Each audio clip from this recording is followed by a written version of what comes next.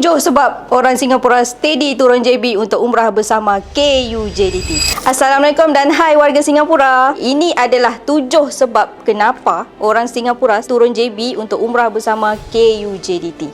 Yang pertama, harga standard, servis premium. Dengan bajet yang sama, anda dapat servis VVIP. Worth it lah. Yang seterusnya, servis Singapore Standard, harga ringgit Malaysia. Harga kekal sama dalam ringgit Malaysia, even rate berubah-ubah. Tak ada hidden fee tau. Hotel Mekah Clock Tower, guarantee lah. Jaminan tak tukar hotel. Hotel sebelah Masjidil Haram, ready contract, so rasa secure. Pure VIP package dengan menggunakan bas VVIP. 16 set kelengkapan umrah dengan kolaborasi istimewa Siti Khadijah serta small group 25 packs per group. Highly trusted umrah operator in Johor. KUJDT ada lesen Motek, lesen PJH by Tabung Haji. Musyrif KUJDT adalah guru agama certified daripada Jabatan Agama. Singapore People Approve. Tak percaya? Pergi tengok dekat Google review kami. Ramai jemaah Singapura yang dah pergi dan share pengalaman mereka pergi dengan kami. Finally, logistik